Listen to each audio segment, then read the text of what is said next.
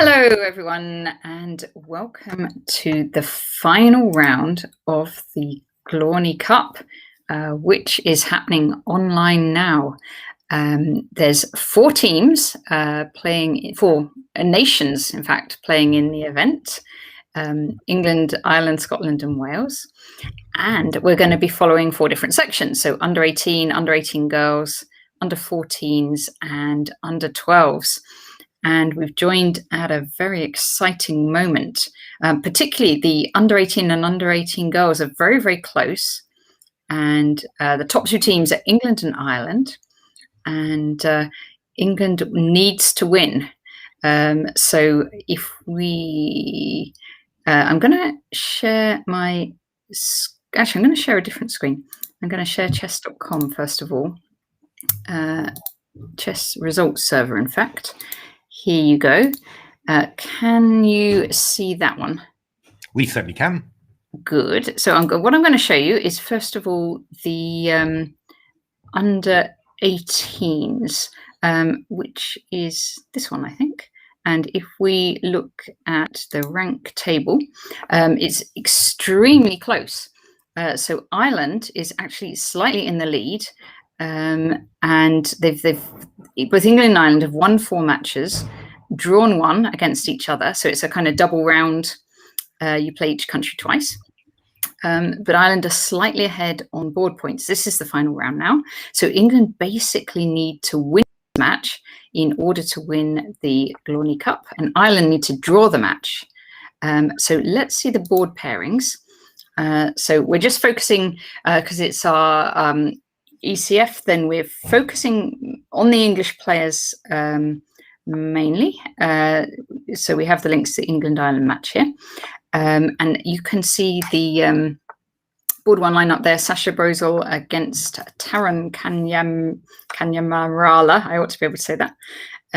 Max Turner against Adam Collins, Aravamudam Balaji against Sean Murphy, Jacob Yoon against Leon Putar, and Nishal Thatta against Martin Fitzgerald. And I'm just going to very quickly show you round 3 because we had the same pairing before. And in round 3, Taran won. We won on 2 with Aravamudam. We lost on 3. Leon Putar won.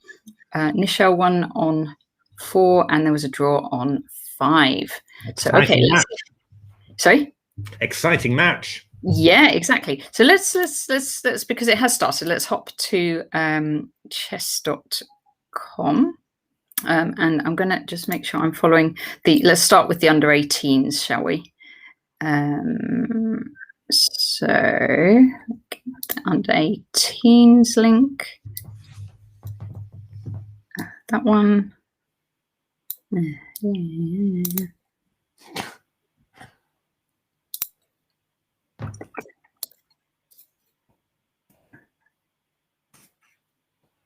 that work? I'm not sure. I'm still seeing the chessresults.com server. So, okay, let me unshare that one and share this new. Oh, sorry. Get that in the end. Chess.com. Can you see that now? Brilliant. Fantastic.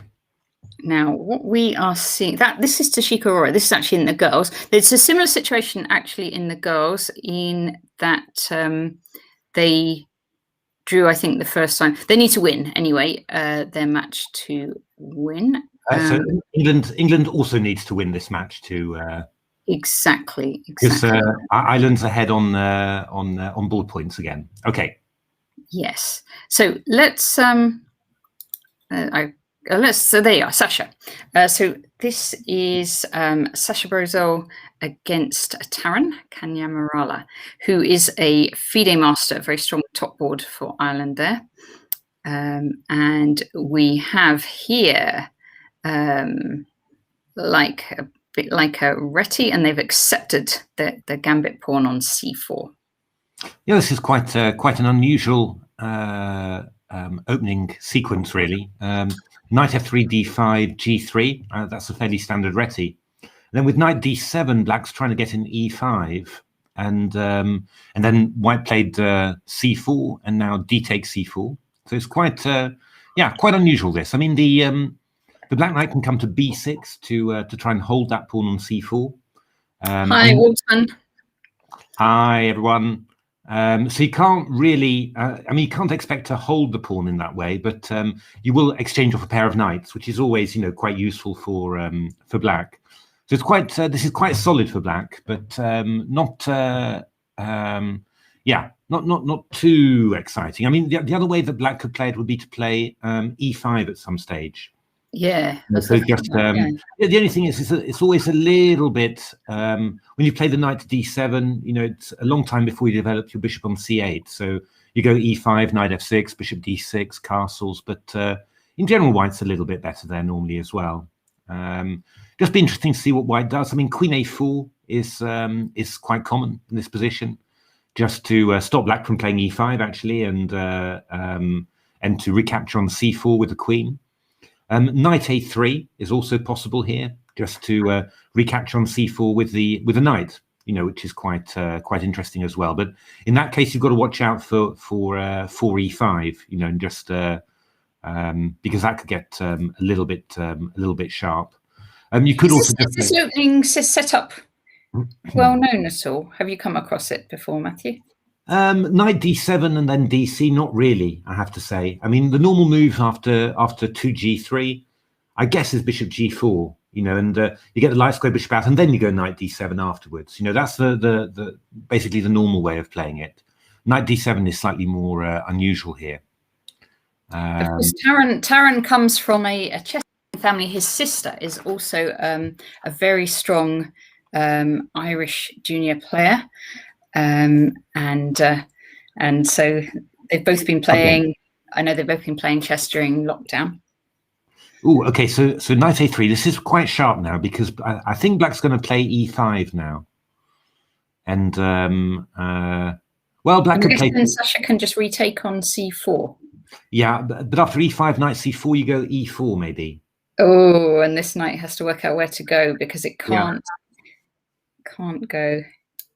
Could not do that because the queen would be able to take. We're looking at the line. Sorry, we're looking at the line. If black goes e5 straight away, white takes the pawn, and then black pushes on again, just putting the question to this knight: where's it going to go? And I suppose it could go what, d4 and h4. Yeah, I mean, I guess h4 would be the normal way, I think. But it's, yeah, then it's got quite sharp. I mean, I don't know if there's a. I mean, the other thing that black could do, black's got other ideas. Knight b6 is one idea, but that's very solid. You know, just aiming to swap off a knight when white takes on c4, and just claim that the exchange of knights has helped relieve black's position. Another idea would be to play a6 to meet knight c4 with b5, and then you're going to bring the bishop to b7. That's another. Knight c4 and then b5. Yeah. And then if knight a5, you just go c5, so that, you know, if that's fine, then you know. So yeah, I mean, there's quite a few possibilities for black here, really. I'm going to flick to the next game, and so this is board 2. Max Turner, candidate master. Sorry, Max Turner against Adam Collins. And viewers of this channel might have seen Max Turner. I think he was playing in the CL, you know, like actual over the board tournament the other week. Oh, okay. So this is a yeah, quite a typical c3 Sicilian, in which black's developed his bishop, his light square bishop, with bishop d7 to c6. Now bishop f3 is an interesting decision there, but I think the idea is very, very specific and tactical. It's maybe not normally your aim of playing there, but the idea is that if queen takes f3, well, we could go either d takes c5 or knight c6. I'm not sure which is best, actually. I was looking at knight c6 there, yeah. Yeah, but d takes c5, I mean, the bishop on d2 is unprotected, so... very nice, so... yeah, and queen b7, you know, the knight on b6 covers the rook on a8, so... I mean, it could well be that d takes c5 is possible. So, I mean, white could now play g takes f3. I mean, that's the only other alternative. But then we'll go knight c6, and yeah, in principle, white's damaged their pawns rather. Yeah, this is very promising for white, actually. I think G takes F3, knight C6. So I think maybe... oh, wait a minute. It's not... Well, I mean, after GF3, knight C6, you could go bishop E3 because D takes C5. We could even switch to an analysis board, I think, Natasha. Okay, I know how to do that. That's... No, a little bit lower, I think. If you just click on that little a sort of search icon there, live and... oh, is that... I think so. Yo, you just have to say that, there we are. So if we go G takes F3, then knight C6, we can go bishop E3 in this position because D takes C5, D takes C5, knight takes E5 is met by bishop B6. It feels rather unfair to me, but is actually working. Yeah. What you might better do with black, instead of knight takes c5, is just to go knight d4. So knight d4 here. Which is, yeah, not very pleasant for white, really. I mean, maybe you go queen d1, and then I take on b3, and, you know, I mean, it's you know, pretty pleasant for black, really, you know, this position. Yeah, I mean, you know, black doesn't have any problems here. Maybe after queen d1, you could even go knight f5 or something. And so I think really what white might well better do is to go queen takes f3 instead of g takes f3. And then if you go d takes c5, I might just go d5. Okay, so you wouldn't take on b7? No, I don't think so. I think I'll go d5. And then you know, if e takes d5, I go knight takes d5, and I've got quite. I'm not going to lose this, I don't think. I think I've got compensation for the pawn. I mean, you know, with the powerful light squares and that sort of stuff. You know, it's I probably, you know, I'd expect probably to, you know, to be reasonably comfortable as white. But maybe knight c6 then is stronger. Knight c6 now, yeah. No, before. Sorry, after queen f3, your suggestion of knight c6 is probably maybe stronger here. But I could do the sort of the same. I mean, I could go bishop e3. I mean, I've got to hold d4. Oh yeah, or maybe I could go, yeah, and d takes c5. I could go d5 again. d5 again. Or I could go d takes c5 and queen g3 and claim some sort of compensation. But I'm sacking a pawn, really, I think. Yeah. I suppose the only other thing I could do actually after knight c6 is I could go queen g4 actually. Queen g4 straight away. With the idea of d takes c5, bishop h6. So we'd have to defend what, like this? Yeah, bishop f6 is necessary, and then I'm just wondering whether I've got something clever, you know, like knight e4 or something like that. But maybe I don't particularly. Knight e4. We could. Yeah, knight takes d4. I think it's pretty solid, really. Yeah. Bishop's on the wrong diagonal, because if the bishop was on the b1 h7 diagonal, I'd have this typical trick: knight takes f6, queen f6, and bishop g5, trapping the queen. But here the bishop's on b3, so it's not really working. Yeah, if my bishop was on d3, for example, then. Yeah. But here it's just working here. So maybe the best would be to go, you know, to sort of go bishop e3 and then d5 and just try and. Yeah. So it takes in here. Well, actually, I'm not sure, because knight d4 in this move order, this is much more awkward. Now, maybe I should just take on e5. I think I should just take d takes e5 after d takes c5.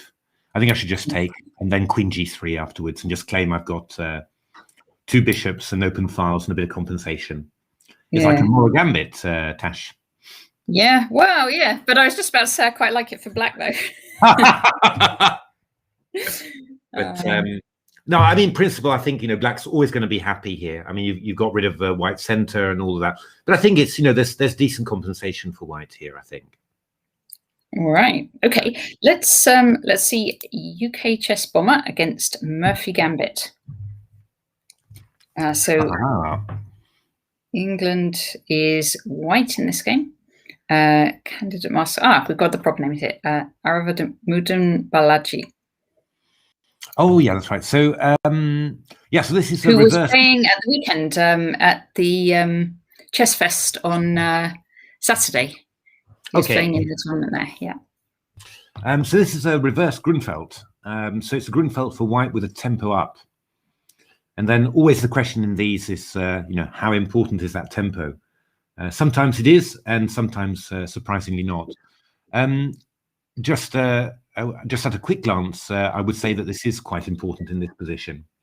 I've always thought it to be, and it looks like it is. So because black's having quite big problems defending this pawn on d5. Yeah. Should we just see the opening move so we can see how white gained that tempo?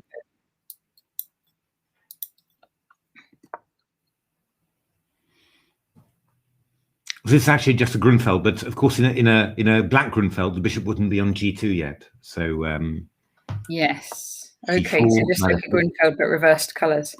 Exactly. So you're just one nasty tempo up basically, and this means that in the normal black position, black would take back with a knight on d7, but here taking back with the king. And well, I mean, this threat of bishop f6 and bishop d5 is quite hard to deal with. I mean, if d4, we just go e3. Now, I mean, the key thing that black could try is to play d4 in this position, and then. It's always ask you that. Indeed, at some stage you weaken and you do it. So I'm already a member. I already paid a membership fee. Yeah, but you're not. You got to be. I think you got to be a special member. Or a special category member. Yeah, okay. Yeah. Fair enough. So e3, bishop g4. Oh wait a minute, I'm making a big mistake here. But anyway, f3. I'm trying to look for your big mistake. You're going to lose the d pawn. Well, and bishop f5. This was the idea. So the idea was to meet ed with bishop c2. That was the idea. But actually just carry on taking on the e5. So e takes d4. Oh, sacrifice exchange. Well, yeah, but you at the end. So actually, this is. Then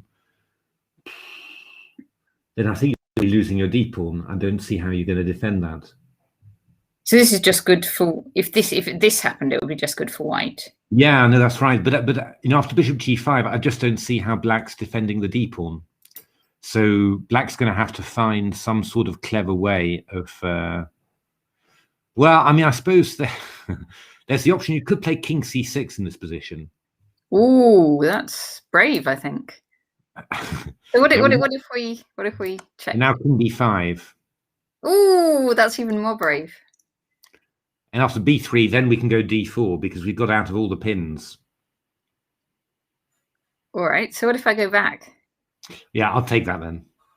And then I'll claim that my king's coming to a4 and a3 and that it's safe. That's not a stupid claim, actually. I mean, I think the king's You've been playing too much shogi. Yeah. Send the king right out. Trying to get the king to the other side as quickly as possible. But yeah, no, actually, king c6 is not. Just trying to think what's wrong with king c6 actually.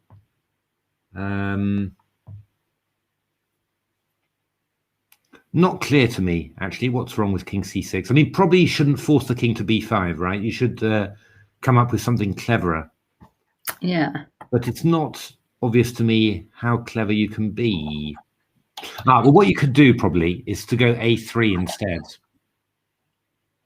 That's probably what you should do. I just go a3 here. No. So instead of king c6, instead of rook c1 check, rather just go a3 here. Yeah, I see. Because we're going to have knight c3 check afterwards. If we go bishop a5, then there's b4. So we're probably still in a great deal of trouble here. Although, I mean, what you could do is go bishop e7.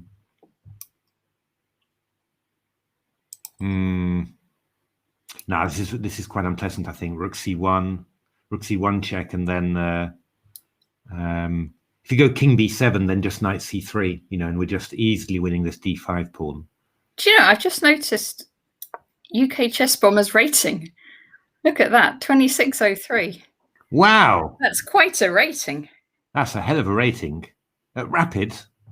It's because rapid as well. Wow. And I know he's good at rapid, because do you remember in January, and we were commenting on the online British, and he was doing really, really well.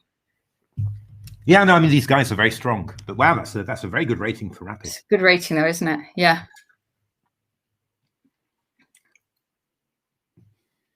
Yeah, right. I think this is just looking very good for white. Looking good for white. Yeah. So this Grunfeld reverse with the extra tempo for white looks promising. How do I get back exactly to the game? Well, you've got all the links on the right hand side. Just do the link. Yeah. Okay. On there, and then you're back. Yeah. Okay. So actually, there hasn't been a move played since. No, Black's having a good long think, and I think that's a good thing, because this is really. I mean, this is the moment where you're going to try and find some sort of plausible looking way to get some counterplay, and it's never easy. It's never easy, because it's never satisfactory what you find. But you've just got to try and weigh up, what's the most promising in a difficult situation, and which lines is white most likely to go wrong in, and then you try and sort it out like that, but difficult. All right, let's check in on board 4, which is Jacob Yoon against Leon Putar, who I imagine Leon Putar is a brother of Lara Putar. I'm making that up a bit, but it sounds plausible, doesn't it? Who was one of the players in the online British Women's Championship earlier in the year. You've had crazier theories, Natasha, so I think that's okay. So this is a slightly strange modern, where white has gone f3, black's gone c5, and it looks like a Sicilian now. A very odd Sicilian, really, where a very odd dragon, where all the pieces are in slightly strange places. So the bishop's on d3, which is quite unusual in a dragon. The queen's on b6, which is also slightly strange, and the white bishop's on g5, which is also slightly odd. So we just quickly whiz through those first moves. Yeah.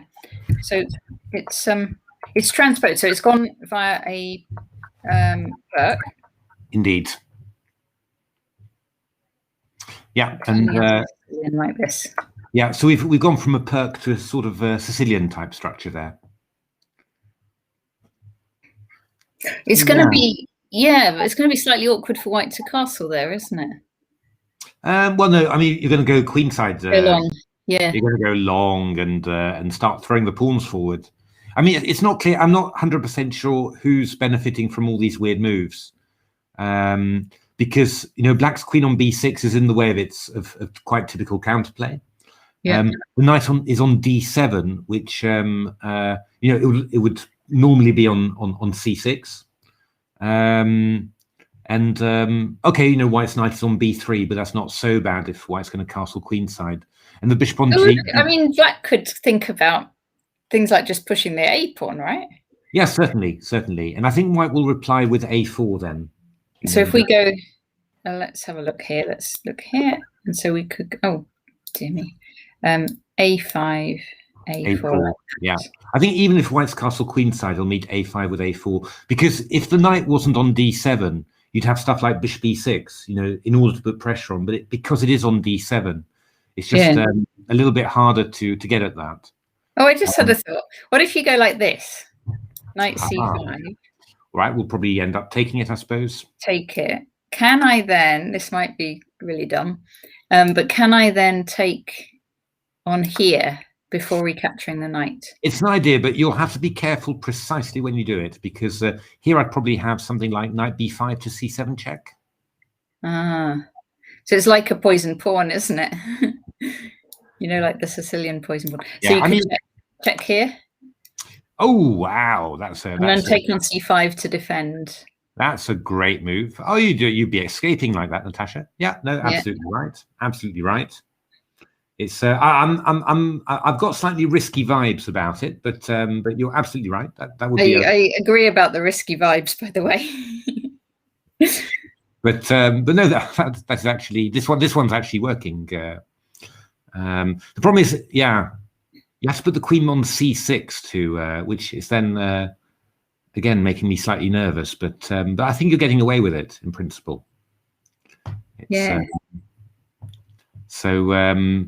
Yeah, I mean, a5 definitely. I mean, if the knight's on b3, which is, quite early, then a5 is definitely a move. It's just the fact that the knight is on d7 that irritates me slightly, because you just really want to have that knight on c6. With a knight on d7, you'd probably more likely to play a6 and b5, which is actually what Black's looking for, I think. Black did play a6, actually. Yeah, so I mean, you're probably just going to move the queen out of the way and go b5, but I think you're slow. I do actually think you're quite slow with your counterplay. I think White's going to be quicker with h4 and g4 and h5. So I would guess that this position is in White's favour. Okay, let's look at the next one. So this is Michelle Thatter, Fearless Raven. Is White against Martin Fitzgerald. This is theory. This is hardcore theory.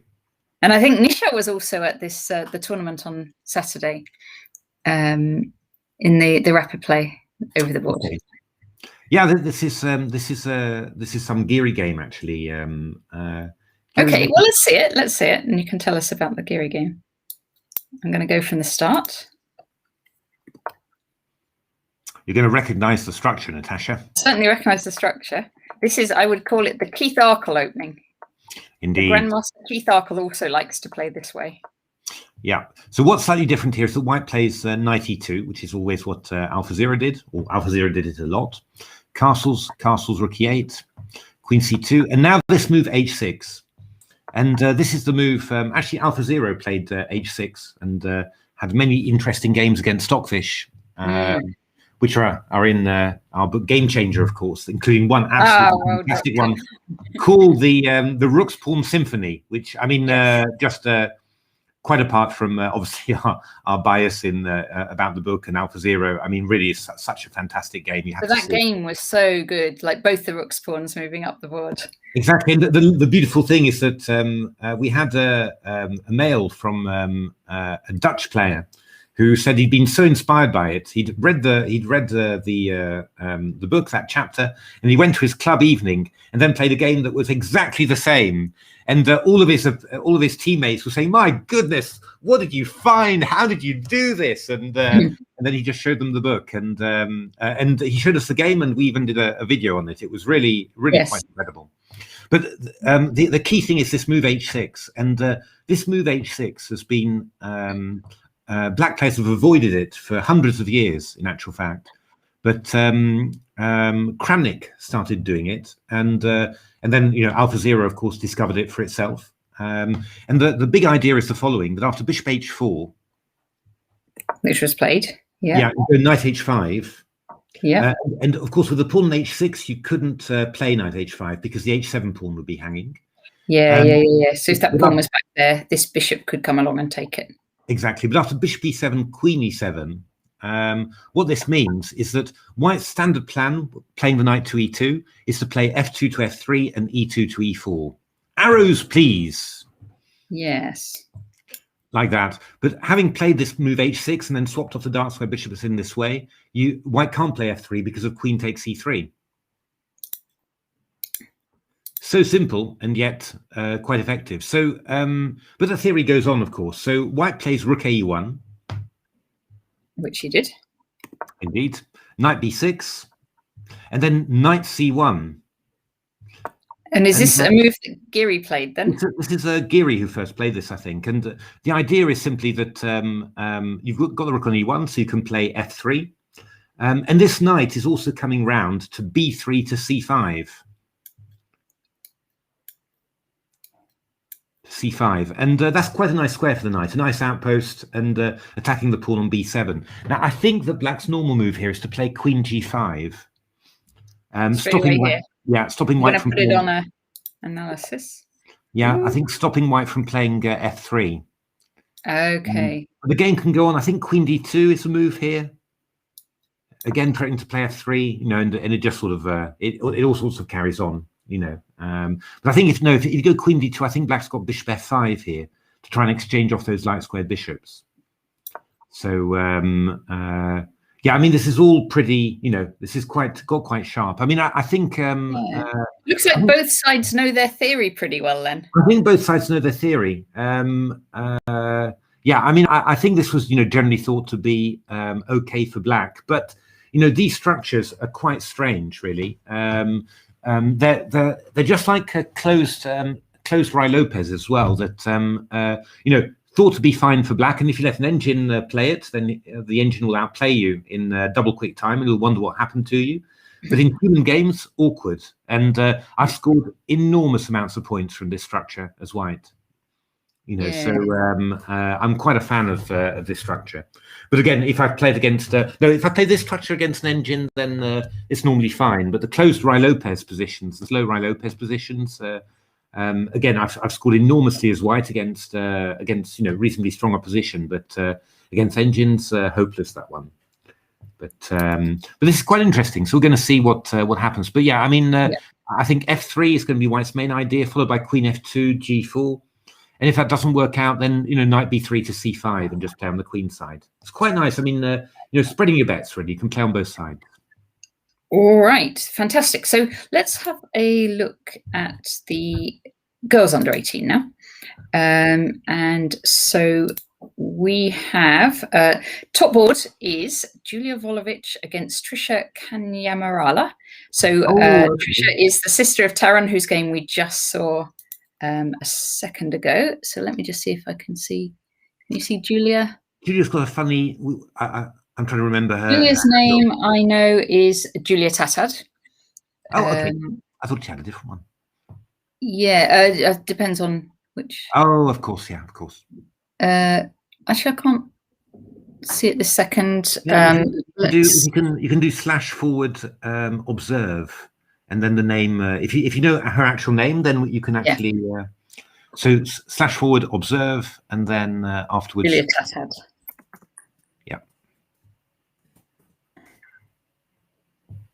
Yeah, it's up there. It's up there. Just look on the right-hand side now, and you've got Julia Tatad. There it is. I see it. Oh, Secret Star. We've seen Secret Superstar before, indeed. We certainly have. In fact, both these players played a lot in the Online British earlier this year. Yeah, yeah. So, what is this? This is a Queen. Let's see it from the start. Nimzo Indian.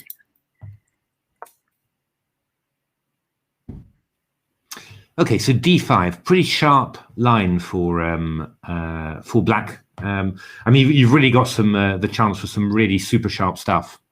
So a3, that's definitely not shirking the challenge. Yeah, and now all sorts of moves. c5, knight e4, but black here plays h6, which is a little bit super solid, really. I think this is really. You sort of say this really gives white the initiative here, because you've got a sort of a d5 structure, but where black swapped off the dark squared bishop, which is always going to be nice. So white playing quite sensibly here, developing the dark squared bishop outside the pawn chain. I must say that g4 in this position is vaguely tempting me. G4.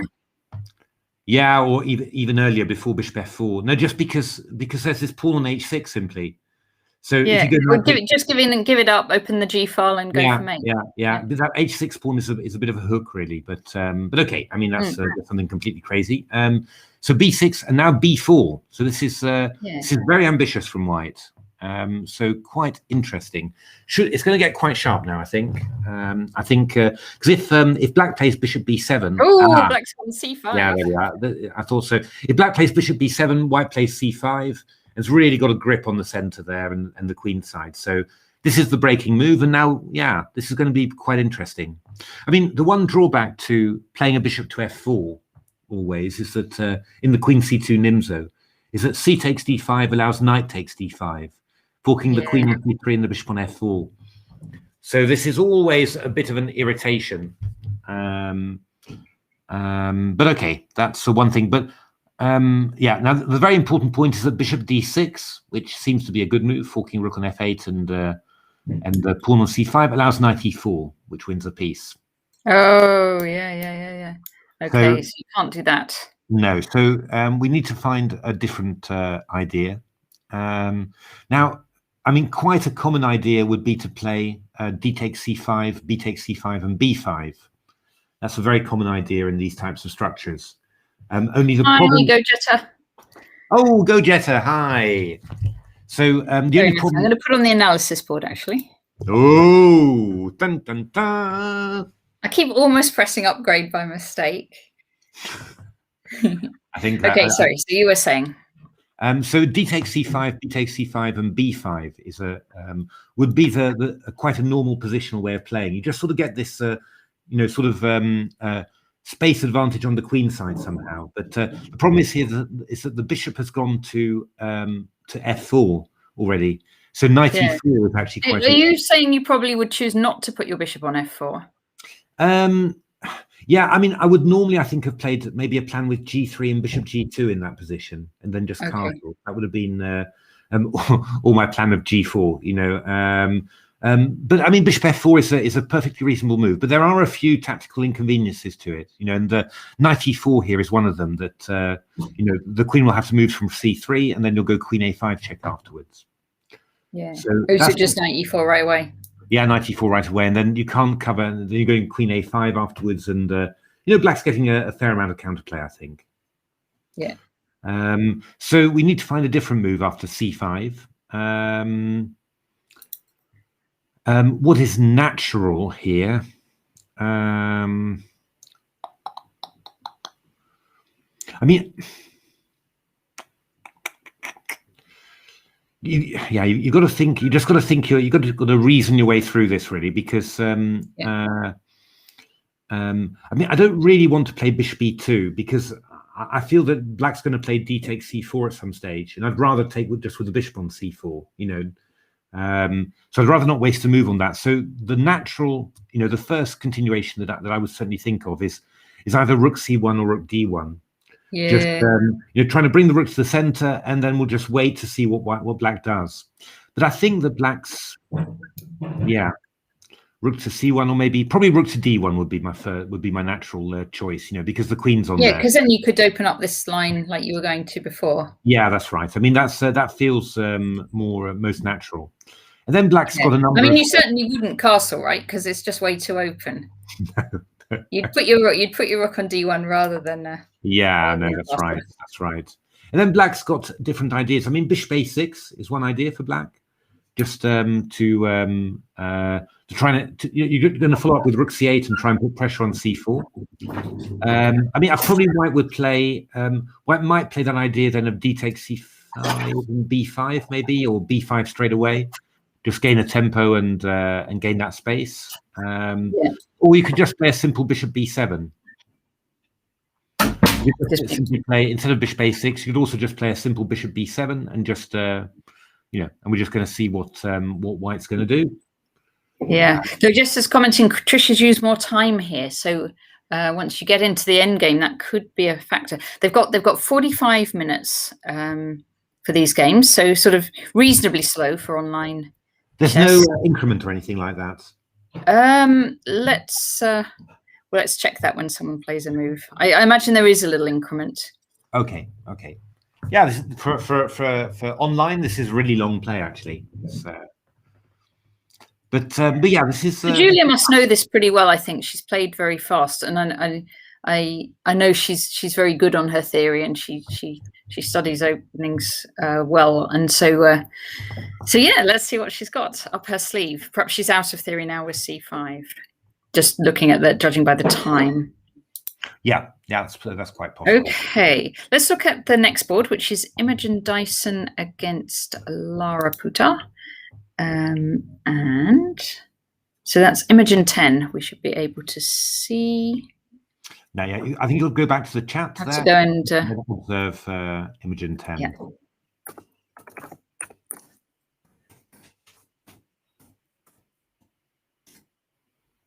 Okay. It's at the bottom there. Here it is. All right. We've got a Dutch stonewall here. We do. Let's see it. So. Oh, Dutch stonewall with bishop e7. That's what I always used to do. Botvinnik. Bob and Nick always used to play it. Rather than putting the bishop on d6, he'd put the bishop on e7. Okay, bishop on d6 after. He's moved it to d6 now. Yeah, possible too. It looks strange, but it's not so silly. But normally a little bit later than this. But okay. This is quite an aggressive opening. Yeah, and yet also very, very solid as well. It's at engine level, funnily enough, the Stonewall Dutch pretty much always leads to a draw. Okay. The engines hate it, actually. If you give them, if you give them the opening, the evaluation is awful, but they always seem to hold it. So it is actually a very, very good and solid opening. Yeah. So the girls' match is only 3 boards, and England needs a win. So actually, we're quite lucky for this round to have 2 whites and 1 black. Okay. So if we do take a draw, and if we, sometimes with those kind of things, you try and win on the white and draw on the black. Exactly. It wouldn't be so bad. So I'm just trying to think whether this is a good or a bad Stonewall. Knight h5 is a touch risky. I mean, one of the ideas for white is to play knight f4 here, and then after knight f4 you take with the e pawn. Then if you can manage to kick the knight away with f3, it's a little bit complicated because you've played h4 already, but if you can play f3, then you've got to, basically the knight has to move away, and then you've got a free line against that backward pawn on e6. So that is knight f4 is definitely an idea. It looks like black could take on g3 though. Immediately after knight. No, if we get this f3 in. Yeah. That's so the fact you played h4 makes that a bit more complicated. Yeah, I see. You'd have to play probably king h2 or something and try and get it in. But if you can get in f3, then in principle that's quite. That should be a pleasant edge. Normally, you'd really try and avoid ever taking, letting white get this e takes f4 in. So from that point of view, but I suppose after knight f4, black could just play bishop e8 and just protect the knight that way, And I wouldn't recommend taking on f4 because I think that would, in principle, I think that's always going to be difficult for black. This is going to be quite a long one, really. I mean, in principle, white's probably going to try and. I think black was a little bit afraid there. Well, I mean, black had got the knights a little bit tied up there because I think knight h5 was played because white was threatening f3 to win the knight on e4. Yeah. So it's the problem of the superfluous knights. Which Mike Gretzky described, where too many knights want to go to the same square, and just after black's 12th move, knight df6, then too many knights want to go to e4. So I mean, it's possibly why white went h4. Actually, white went knight e5, bishop d7, and then h4. And I think that white's idea was to play f3 just to trap the knight and win it. Yep. Okay, and so this is just defending that. Yeah, it's just defending against this threat. Yeah. So well, the normal complicated strategical battle here in the Dutch. But I think white's got slightly the better of it. But okay, cool. Let's see Tashika Aurora. Tashika Aurora. Yeah, against Dana Ferguson. Ooh, well, this one's looking really good for white. Let's see how we got here. So Catalan.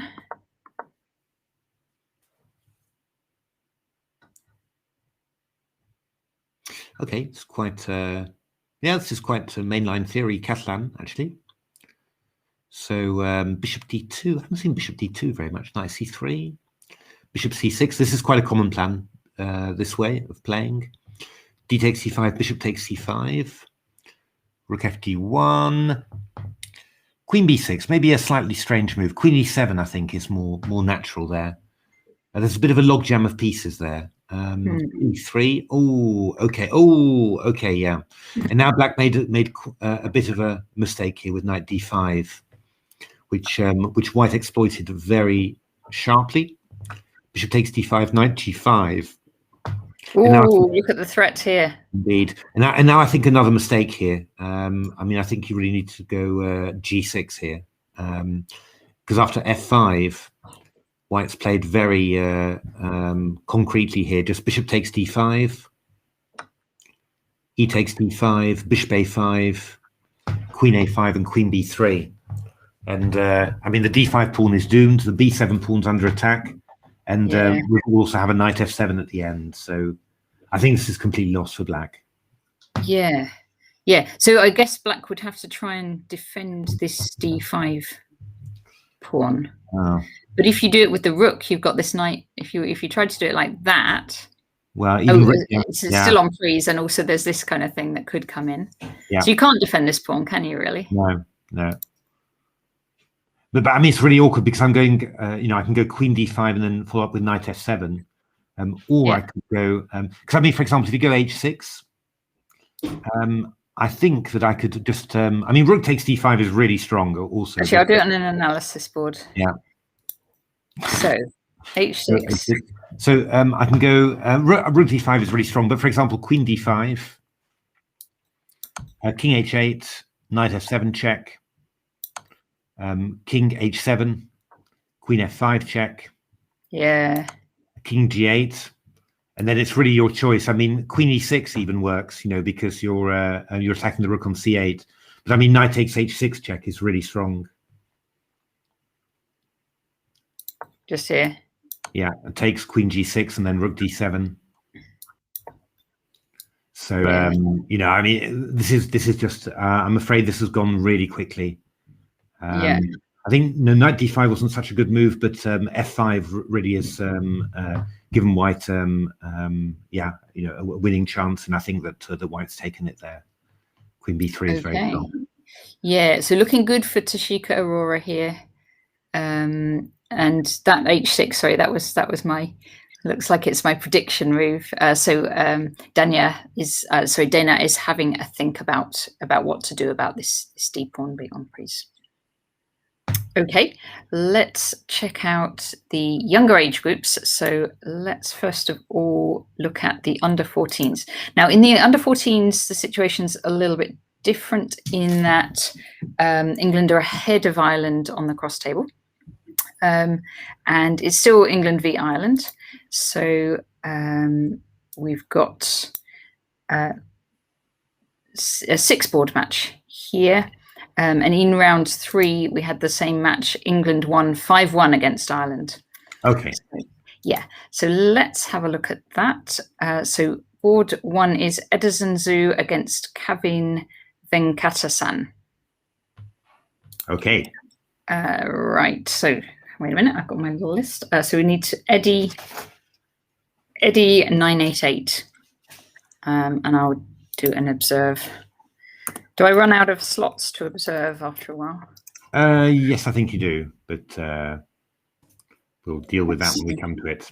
Yes. Or maybe you've come to it already, actually. I think I might be there already. Just post the analysis boards at the bottom, Natasha. That's so this just one like this.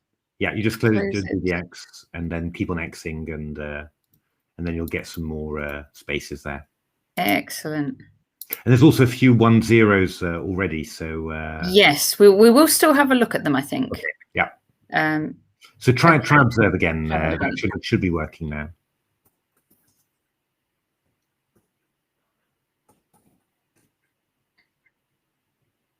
Did that help?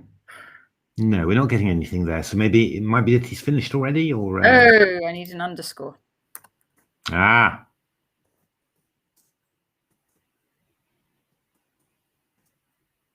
There we go. Hey. Ooh, oh, I've seen this. I've seen this opening quite often in junior games.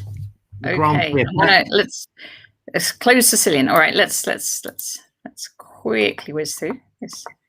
Oh, I used to play this stuff, although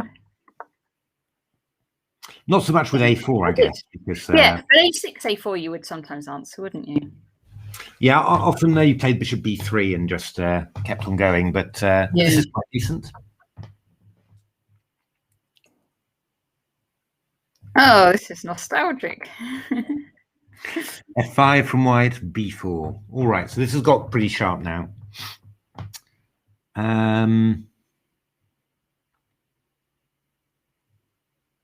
You'd think you're just dropping the knight. Oh, you're just choosing whether to drop it back to e2 or d1. No, I don't think so, because then black will play e takes f5, which will be irritating, I think, because black's chasing the knight away from c3, so that e takes f5 is possible.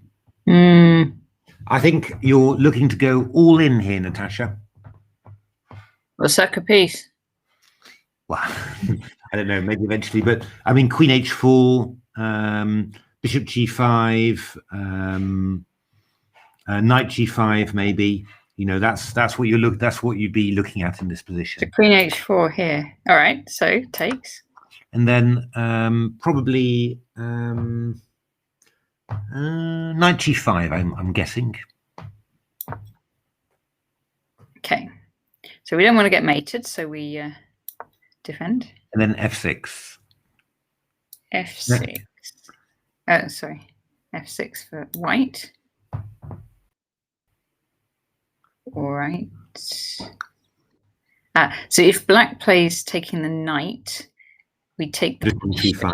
No, I just take back with the bishop on g5. I must be winning there. I'm just going to go rook f3 to h3 and mate you. We'll go fg and bishop f6 and mate you. We'll go fg and queen h6 and mate you. We'll go fg and bishop f6 and mate you. It's in any case, I will mate you. So I think, I mean, you know, in general, I think this is what you have to do. You've got to go for it. So queen h4. Now I don't know what black's alternatives are here. I mean, g takes f5 is one possibility. That's one thing you've got to consider. Presumably, also f6 is a possibility, just to keep something out of g5 and you know, maintain the threats against the center. So just like that. I don't particularly like it. I wouldn't particularly want to do it, but it's maybe not so stupid. Or otherwise, b takes c3. Or is there anything else interesting? I'm not sure really. I think that's about, maybe d takes c4 is possible as well, but because the idea is if you go f6, I go knight f5. That's the idea. Oh yeah. I always want to do that, but I might still throw in a knight g5 or something. So I think that's b takes c4 is probably not very good. So so let's have a look at this b takes c3 just quickly, just to have some ideas. So I think, yeah, I mean, f6. What I was worried about was that f6 straight away. You might go. Is that worrying? I don't know. Actually, knight f5 or yeah, knight f5. I was vaguely thinking. So you know, I get e takes f5, and then you go bishop takes f6. But I mean, bishop g5 here is not so crazy. You know, this also looks quite dangerous here. And I think that knight g5 and f6 is also very dangerous. I think this is probably very good for taking the piece is probably very good for. Oh, unless wait a minute, after queen h4, I think we go knight takes f5, don't we? Okay, knight takes f5. So we'd have to take the queen. Yeah. But then we're losing material. We don't want to be in an ending. We don't want to be in an ending, really. No. Okay. So what if we drop the queen back? Yeah. Then we go b takes c3. I think. We better take on f5. Yeah, I'll take it back. With the e pawn. E pawn, yeah.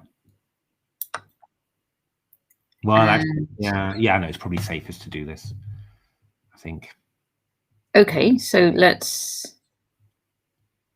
Someone else's pieces, so let's. Yeah, I could. f6.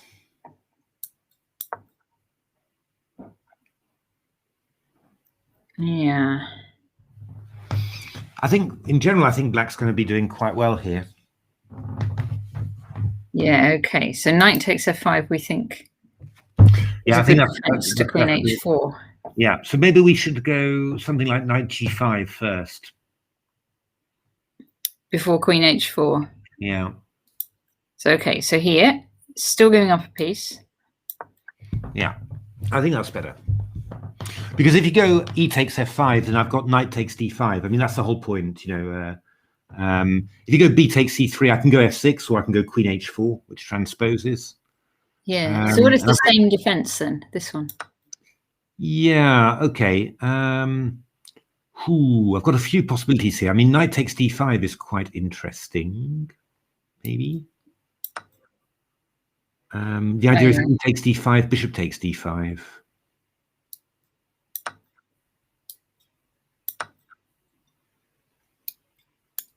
It's not crazy. I mean, f7 is also, you know, quite under pressure there, so it's not 100% crazy, this one. I mean, otherwise I could just take on f5 and then go, yeah, I mean, otherwise after knight takes f5, I just take on f5. B takes c3, queen h4. And if you go h6, I go f6 again, you know, which is quite dangerous. Yeah. I mean, you could go f5. I mean, it's not, you know, it's not clear or anything like that, but it's, you know, decent attacking chances for white, I think. So I think knight g5 is probably the most accurate. Yeah. So anyway, so what you're saying is really, after this knight's attacked, we're probably best just to leave it there, do some kind of sacrifice, go all in. Yeah. We started with an all-in opening, so we might as well go all in. Exactly. All right. Let's see if they've played any more moves. Ah, he's done my move of dropping the knight back. No. He's got f6 in actual fact. An intriguing little idea. Takes e5 and then gone knight d1. Ah, yeah. Okay, so let's see. So it was like this. So f6 takes. Okay. Yeah, that's intriguing. I mean, if white gets all the moves in that he wants, in other words, knight f2 or knight e3 to g4, then all of a sudden that's quite a dangerous initiative, because the you've given up the f pawn, so the bishop on c1, which is normally quite restricted, is actually quite open there. So that's actually quite interesting. The only thing is, you know, in general, you'd think that this shouldn't really be good, you know, for white, but it's a very interesting idea. Yeah. I think maybe black should be playing something like queen c7 or something, and then after bishop f4, maybe f6 or f5. You know, just to I think probably black should be challenging white. You know, you shouldn't be letting white come around and get everything that white wants. I think you should be challenging that center, and you can do it for the moment. So you should probably be doing it now. You know, knight f2 to g4, and suddenly white's winning, I think. You know, so if we can get this in. Yeah, a bit of a crucial moment. I mean, f5 or f6 is also possible, but I think then you're, well, I mean, yeah, you could do. You could do. I'm not 100% sure. It's a little bit loose for black, but so I think I prefer queen c7 and then f6. All right. I mean, I understand the f6, you know, completely as a move. I'm just wondering a little bit whether it's going to be a little bit loosening, really, but we will see. Okay, we're going to look at Arjun Kalani now, which is board 2 of the under-14s, and Arjun is playing against Patrick Brozinski. I reckon there's probably going to be a draw quite quickly, this one. All right, I'll quickly review the moves then. Roy Lopez.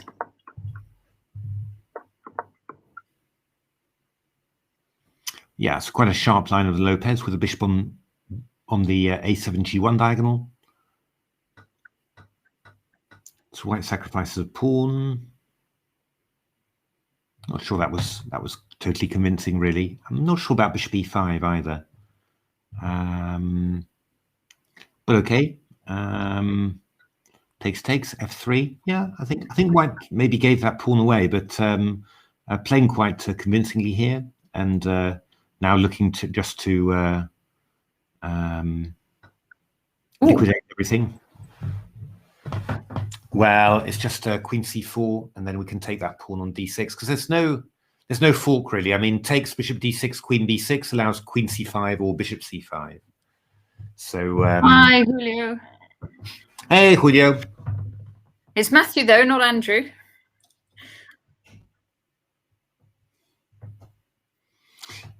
So yeah, and bishop rook d6, bishop d6. Wow, no, queen d2, whatever, bishop b8 or bishop b4. So I think yeah, I would expect this to be ending in a draw quite soon. Okay. Fine. I mean, just trying to think. Is there anything clever you could do? Rook c8. I think we go queen e2 then simply, and I just don't think. No, I think this should just end in a draw quite soon. I think. Okay. Next one, board 3, has a brilliant username, Nightmare Freddy, which is James Merriman, son of John Merriman. Is that Nightmare or Mightmare? Oh, have I spelled it wrong? Yeah.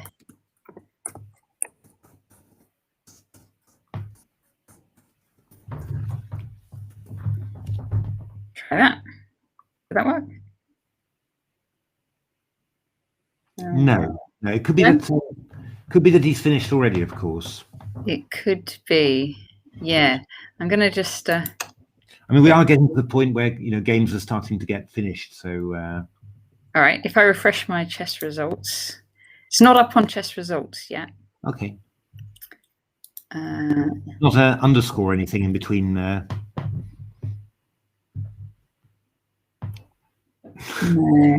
Okay.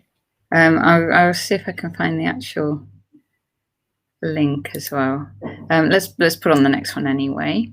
The next one is Arnav Trivedi against Aratha Prabir, and let's do that. Ghost the Casper. Casper, the friendly ghost.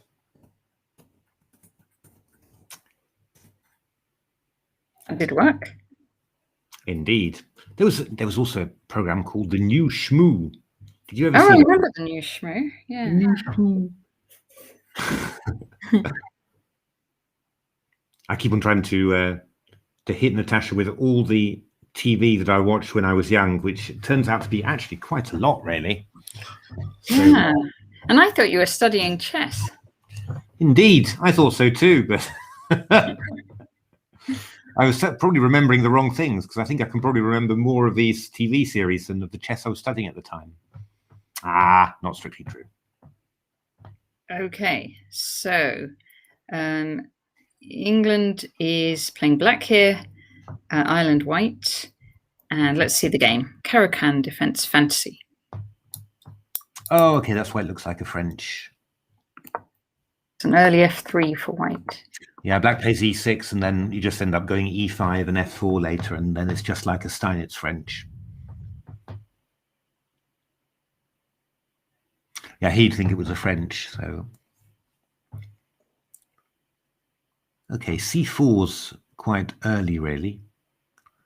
Not normally a good idea, but somehow white. I mean, white should be getting his pawns rolling with g4 f5. I mean, that's really f5, yeah. That's really what you need to do. And here, white's placed his pieces a little bit, unfortunately, on the queen side. So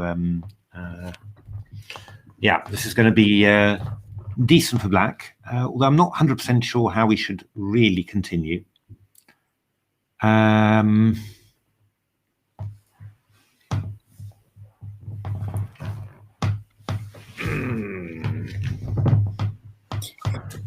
Would black want to castle kingside? Not right now, but in due course. At some stage, I think, yeah. Oh, raid. Mr. Dodgy has raided with a party. Mr. Dodgy.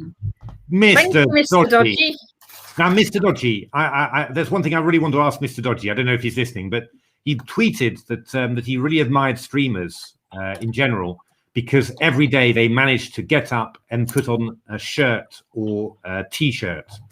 But so that implied that Mr. Dodgy never wears a shirt or t-shirt during his streams. So I wanted to know whether this was correct.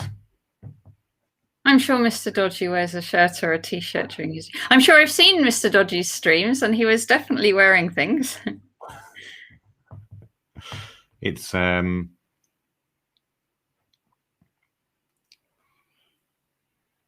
fantastic. Thanks so much, Mr. Dodgy. Oh, half of his recent streams, the camera's been off. Well, I was going to say, we just don't know. We don't know what you're wearing. Because Mr. Dodgy streams, it's always they're always very artistically set up, but Mr. Dodgy is sometimes hard to see. So I was indeed wondering whether he was wearing wearing a shirt or indeed trousers. But it's but anyway, that's all good. Mr. Dodgy, I just wonder, have you ever played in the Glorney Cup? This is what we're covering at the moment, and I imagine you maybe have at some point. Oh, for Scotland. Did you ever play in the Glorney Cup, Matthew? You must have. No, never. Didn't you? I played in the FIDE Cup, I think, so at least once, I think twice. Okay. It was a lot of fun. Yeah, no, it's I'm not sure. I mean, I got sort of very strong very quickly. So I mean, I played the England-Scotland matches. So under 9s, under 11s, where we went up to Edinburgh, you know, and played these 50 board matches. So I did those, but I think that was more or less the only junior. Okay. Oh, Mr. Dodgy didn't play as a junior. He started playing late. Okay.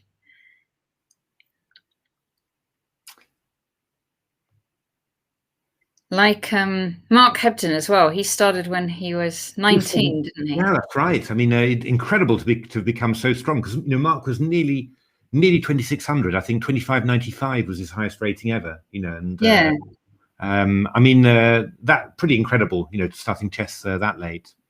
Yeah, because apparently, if you haven't started, you know, if you're not a IM by the time you're that age, then there's no hope. But yeah, no, it's true. It's true. It's. But have you got any more matches planned, Mr. Dodgy?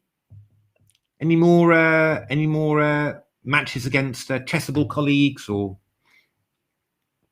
Because I spectated. You played. I know who you played. You played Micah, didn't you?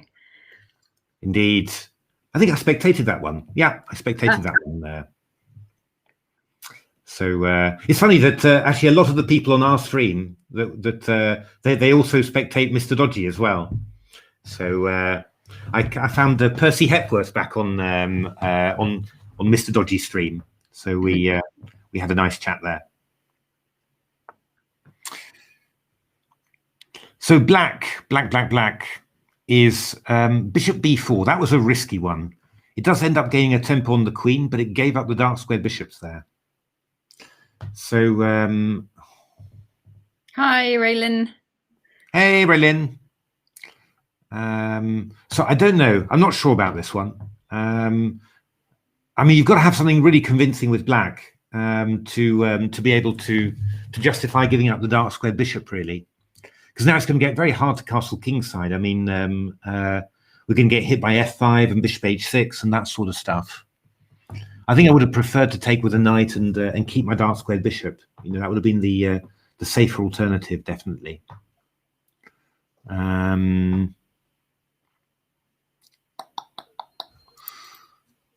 So not sure here what black should do.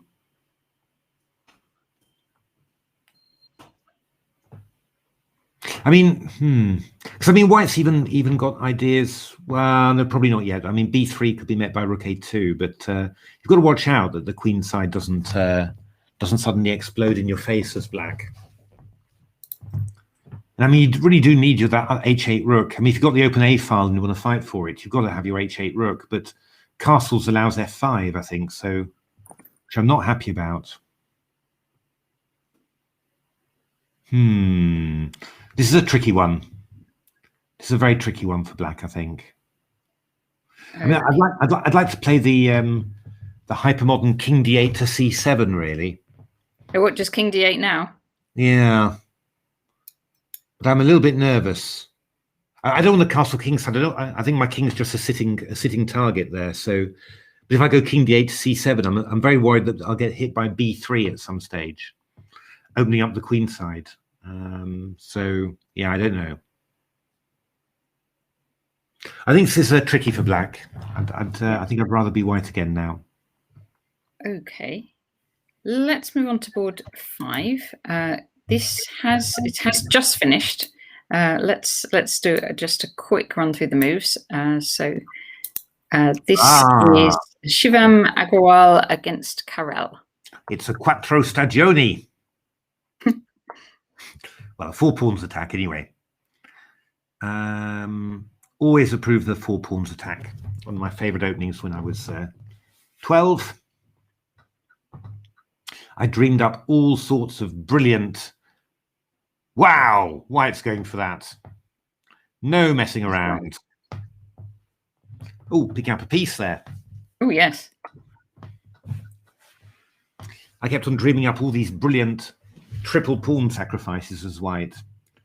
Unfortunately, I saw them recently, and I can confirm that they weren't actually that good. But still, it was. Bishop h2. That was to give up the dark square bishop. You've really got to have a concrete reason for that. A real killer move afterwards, because that dark square bishop is so important. Okay, queen g3. Maybe black missed that one. I'm not sure. Oh, can you take the queen and take on e2? I think that, yes. So blah blah blah. Oh, very big. Yeah, white's doing really well here, picking up the bishop on d7 as well. Okay. Although actually that wasn't that knight sort of vaguely trapped. Not really. I mean, you could go bishop f5 to cover it, which was quite sneaky. So if the rook drops back, you play bishop f5 and the pawn's pinned. So just sort of here and here to defend, and you can't take it because of the pin. Yeah, that's annoying. That's annoying. So rook e2. Oh, you could have taken on g2 and then gone rook d8 though there. Because just here. Yeah. That would have been if you just taken on e2 instead of rook e3, just taken on e2 and gone rook d8, you would have won the piece back. So let's. Oh, sorry. Where are we? Right.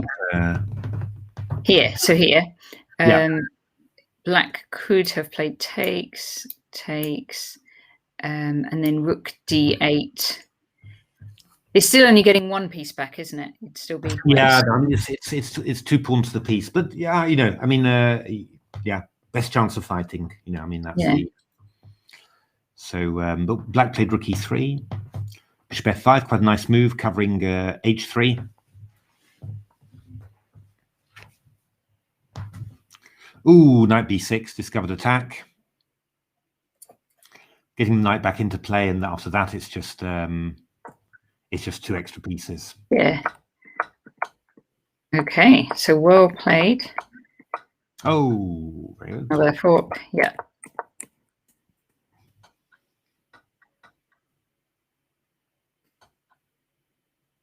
Very nice checkmate. Well done, Shivam Agrawal.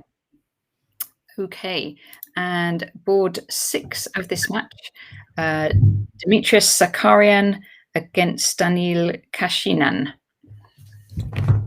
And that one is Leo the Rex. I thought I had Leo the Rex, actually. I thought that's 22, but it could well be that the game is finished, I think. Yeah. That one. I see that had finished, that one. Glow pawn. Oh.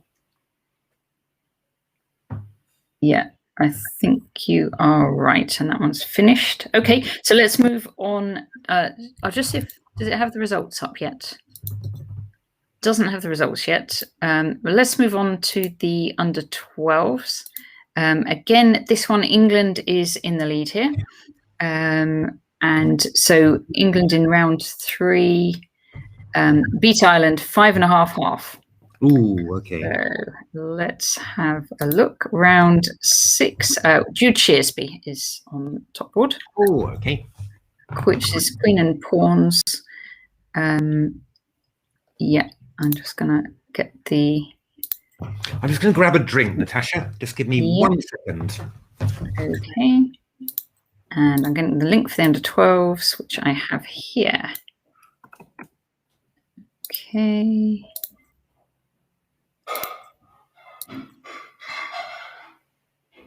We go. And so do we have queen and pawns? We do. Okay, so I'm going to just show it's a Sicilian defense Maroxy bind.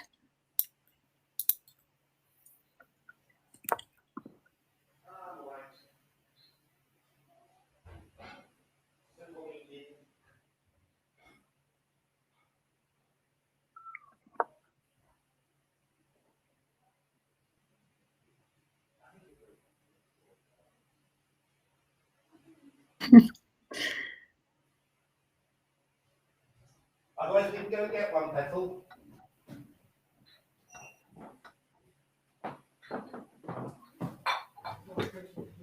This pawn structure. White's got, both sides have a triangle of pawns in the center. Ah, right. Sorry for that, but I desperately needed a drink. We've got a very interesting pawn structure in the middle of the board here. Oh, good Lord. Are they really playing chess or another game? Could be another game.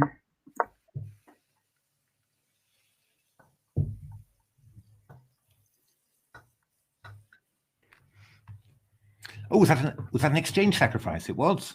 Yep. Oh, and a pawn sack. Wow. Yeah, I'm not quite sure about that pawn sack. I understand the idea, but it was probably a little bit over the top. But okay. But very inventive play from White here. Really making a lot of noise along the light squares. Okay, and this is where we are. Oh, good Lord. Wow.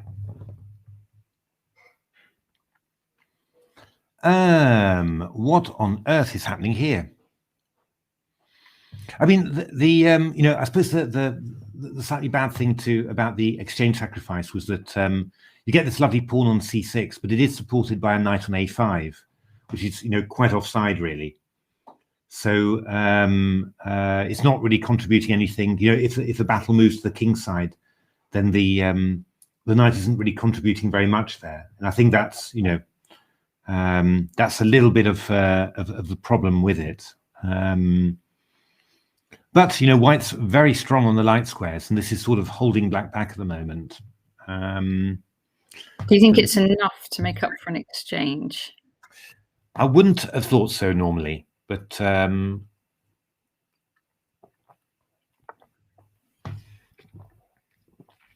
are a lot of there's lots of things happening, isn't there? So there are lots of things happening, yeah. Pinning the rook and also threatening this pawn on h4. Well, yeah. Although if you take it, it's a bit dangerous, isn't it, to take it, because you've got this here, rook here, and then lining this rook would then be lining up. All these lining up on h2. Yeah, I mean, something like queen e7 would be, completely possible here as well. Simply, because if you go rook takes g6, I just go queen f6 and then rook g1 mate. Ooh. So takes, and mate. Yeah, I mean, you've got to be careful with black, because there might be, random tactics where you offer exchanges, and then those exchanges happen, and then afterwards the c-pawn queens, So I mean, you've got to be a little bit careful about that. But yeah, I would have thought that queen e7 here would be quite strong. Queen f7 is vaguely interesting, but the problem with that is that well, I just got to be a bit careful, because if you go queen f7 and I just take it, because queen h4 allows rook h7, which is really dangerous, of course. But rook takes, e takes f5. I'm going to need an analysis board, I think. Let's do it. So okay, so queen f7 takes. E takes f5. You go g takes f5 here, which in principle you want to do. I just take on g8, and then go bishop g5. And I'm afraid I will also queen my c-pawn as well. Oh, this is good for white now. Yeah, no, this is definitely looking up there. So I mean, that is definitely very good. So you don't want to do that, but Queen E7 would be a better move, I think. And then you're keeping your pieces on dark squares. And actually, Queen E7 has now been played. Yeah, I mean, in principle, I think that white is so that black is better here, but it's not it's not a clear one. It's one that could go completely bananas as well. So yeah, all to play for, I think. Okay, board 2 is Harry Zheng, Lego Children. Well, Lego Children, we've come across him before. We certainly have. We've yes, commentated on most. Most. It's the Finnish game. Lego Children has won there. Well done. Oh, well done, Lego Children. You got it in the middle there. Ah, there it is. Do you want to? Should we just whiz through the start?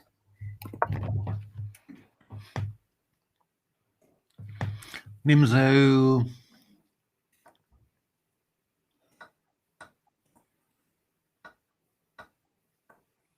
Oh.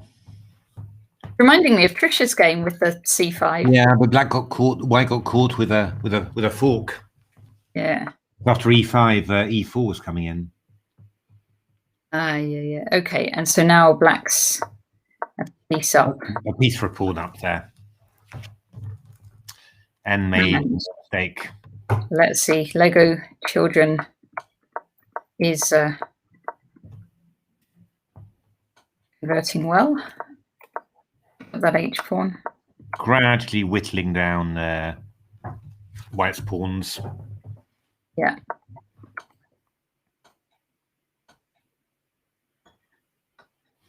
Oh, yeah.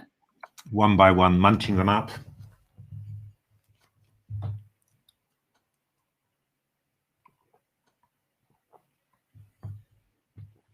And this is going to be good enough.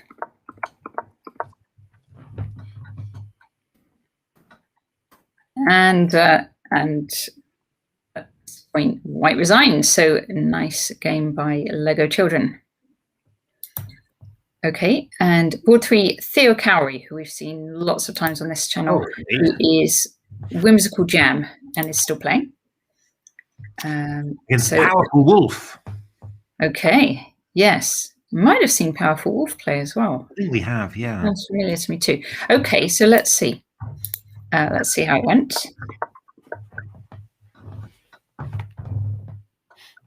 Oh, so this was a Scotch with Queen F6. Okay.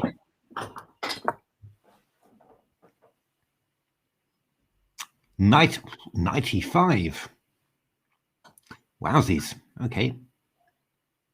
How's this? Nah, it's all right for black. This turned out quite well. Got a weak D6 pawn, but white's got weak pawns on E4 and C3. So Queen E3 castles. Yeah. Queen E2 rook E8. Black playing quite aggressively here. White's just having a few problems holding everything. Okay, pawn drops. Oh. Yeah, that is a very good move. Hellraise is saying 95 is why he should have played bishop e2 and not bishop d3. Ah, okay. Ooh. Yeah. Takes and d5. Yeah, I mean, in principle, black's got queen and pawn for queen and 2 pawns actually for rook and bishop. So this really should be a win. Okay. Not necessarily quick, but yeah, it should happen in the end. So an uphill struggle here for Whimsical Jam. Indeed. Okay, the next board, board 4, is Kenneth Hobson, which is just been a black win. Should we just see the start of that? Absolutely.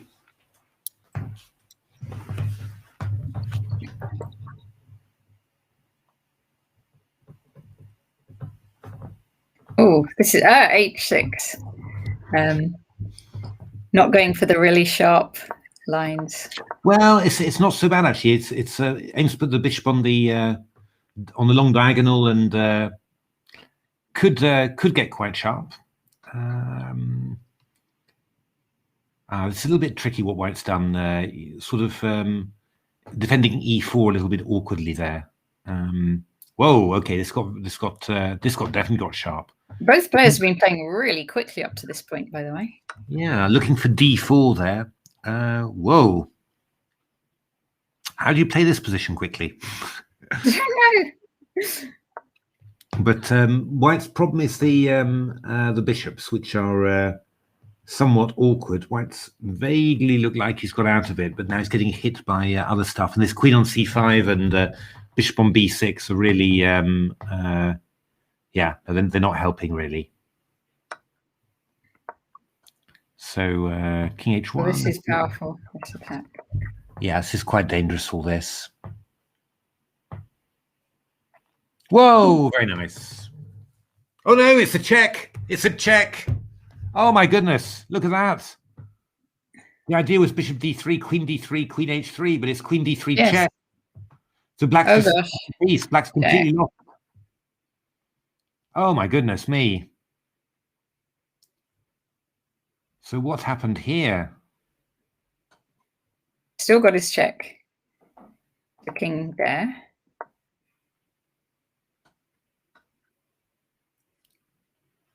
Okay.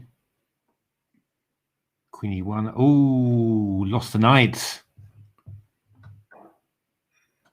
Went for check again. Yeah, but black's got decent compensation here. And now, oh, yeah, rook takes f2, queen g3. Yeah, very nice. That's really nice, actually. Nice tactic. Yes, a nice one, that is. So then black is then now completely winning again. My goodness me. Rook f1 and mate. Mate, well done. Nicely played, that attack at the end there. Okay, and so Soham Kumar is Soham. I can't see it actually. Must be finished. Soham MHD.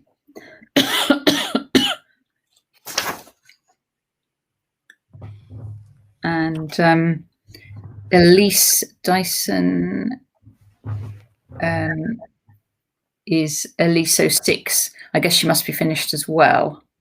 Yeah, we're starting to get quite a few finished games, I think, because we're coming into yeah. All right. So let's head back to the under 18. Oh, it'd be nice to see the game actually. Can I get to it? I'm sure we can. Serve Elise06.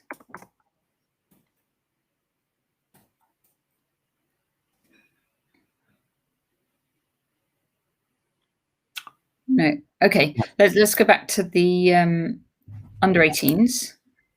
And let's start with board one again. Against board one, Sasha Brosel. Okay. Will they still be up here? They should be. Yeah. There we go. There we go. Number four. Yeah. Ooh, look at these knights coming in. Okay, wow. So 1, 2, 3, 4, 5. 1, 2, 3, 4, 5. Okay, so black's looking a lot better here. Yeah, fantastic knights on d3, g4. Weak pawns on f2. It's going to be a tough one, I think, for white here, unless there are white's able to escape with a move like bishop g5, but I don't think so really. I mean, we can play knight g takes f2, and after bishop d8 we take on d1. That could be very strong. I suppose if knight gf2, will we maybe go rook d2? Is that possible? Maybe possible to do that. So I think you should just go rook d7 though, and if you just go rook d7, then you keep all your advantages, and you're threatening knight b2 and knight f2 and all that stuff. I think that should that looks very strong for white. I think for black, I'd be surprised if you didn't end up winning a pawn somehow as black. Yeah. Okay. So board one is looking good for black. Let's see Max Turner, who is 3x. There we go. Oh, king and pawn ending. Look at this one. Oh. Must be good for white, though. White's a pawn up indeed. Yeah, and you can go... If you go king f5, we'd go, what, g6? No, we'd probably go... This is quite complicated, actually, this one.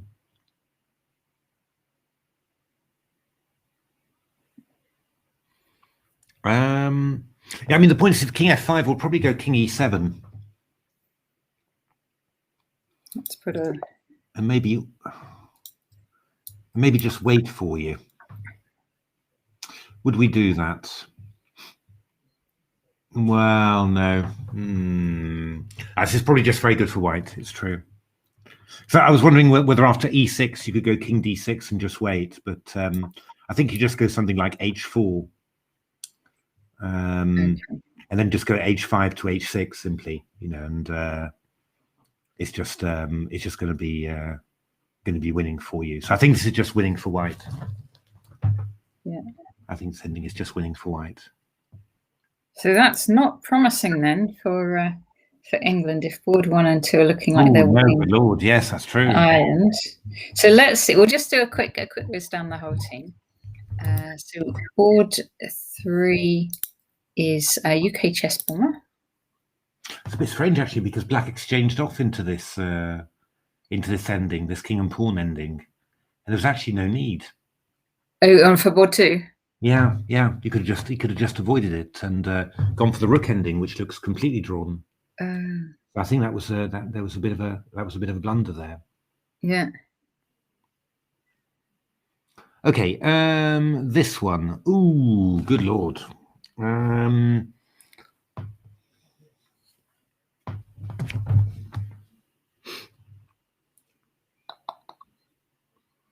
Agreed, Guitar Man. It doesn't look straightforward. What is this one going to be like?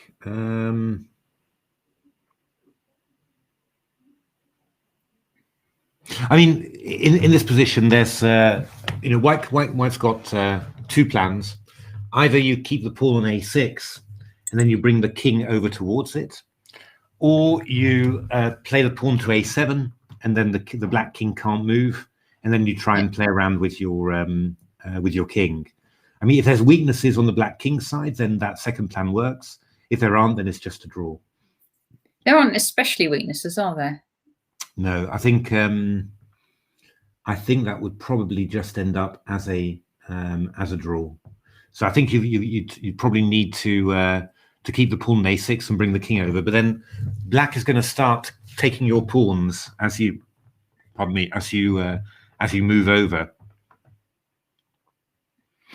And that a pawn is quite a long way away, really. Yeah. So I would have thought that this would just be drawn in actual fact. All right. It's a rather unusual pawn structure on the king side for a rook ending, but I think this is just drawn. Yeah, I mean, I guess white's playing at some point might play f3, and then we get very symmetrical. Yeah, and then you just leave the rook on a3, and then just tempo with your king. Then when white plays king d2, you take the pawn on f3, and probably the pawn on h3 as well. Come back. It just takes white ages to get to sort of get moving. So I think this is just a draw. Okay, let's see board 4. So we think it's 2.5 to Ireland then on those. Yeah, I think so. So Jacob Est Melon. Jacobi Melon. Jacob is. This one looks. Is this promising? This looks promising to me. Black's looking pretty good. Yeah, black's probably winning here, I guess. I don't think there's a way of holding your pawns really. So no, black seems to be winning here. Okay. Very nice. And so let's look at board 5 as well. Michelle Flatter. Fearless Raven, we need to see. Fearless Raven. Oh, Black's very short on time here. Yeah, and White's the exchange up, so this should just be an easy win for White. Okay, so if all the results go as we expect, it's going to be 2.5 all. No, really? Yeah, in this crucial match, because it's looking good for Ireland on the top 2, good for England on the bottom 2, and board 3 looks drawn. Wow. Are you sure? I thought the board before. I thought that what wasn't. Oh no, England wasn't white. England was black. England was black on board. Okay, yeah. Sorry. Yeah. No, that's great. Wow. Wouldn't that be amazing? And then a win for board points for Ireland. So Ireland would win. So as it currently stands, if all those results go exactly as we predict, then Ireland would win the Glorney just on board points, equal match points. Fantastic. So let's see. Okay, let's check in on the girls. So this was board 1, Julia Tatad against Secret Superstar, and we thought Black, when we left it, we thought Black was doing pretty well, didn't we? Yeah. Well, it was a complicated game. Yeah, I mean, this is still pretty equal, actually. Just there's not much in it, really.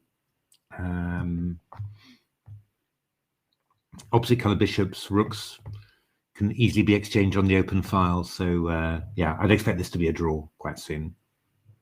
Okay. And board 2 is Imogen Dyson against Lara Putar. Yeah, you got it down there. So a little bit lower. There we are. There we go. Let's have a look. So England's black on this game. 1, 2, 3, 4, 5, 6. Sorry, 1, 2, 3. Counting the pawns here. Equal pawns. Isn't black's a pawn up, right? Or am I? No. It's equal pawns. It's equal pawns. Oh, you know, you're right.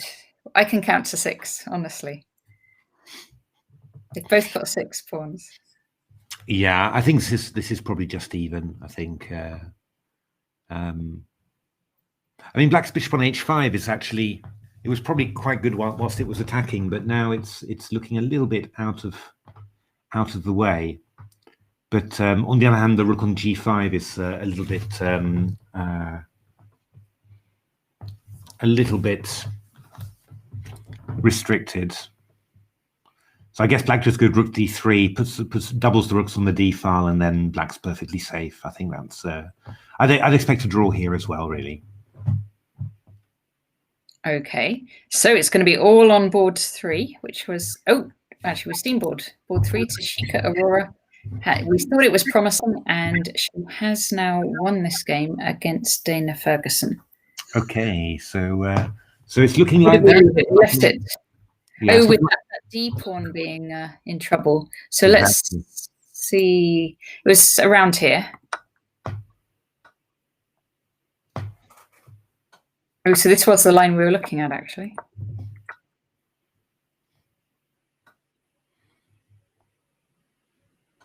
Oh, very nice. There we go, and that same theme with the. Oh, nice last little trap, looking for queen takes f2, bishop e3. Yeah, but it wasn't to be, and so White won that one. Okay, so both matches very, very close. It's looking like the under 18 girls, England's 1 up, and it could be 2 draws, whereas the boys, it looks to be on course for 2.5 all. Should we go back to? Let's go back to. I think it was board 2 with that pawn ending. Let's see how that's developed. Hi, Kenneth Hobson. Oh, Anna Bishop. Hi, I know you. How are you doing? Kenneth Hobson's on board 4. He won, didn't he? Yeah, I'm an actuary. We met. I'll tell you, your friend. Yes. Richard Skelding and Scarfell Pike. Marvelous. Thank you, Anna. That's so funny. And congratulations to Kenneth for winning his game.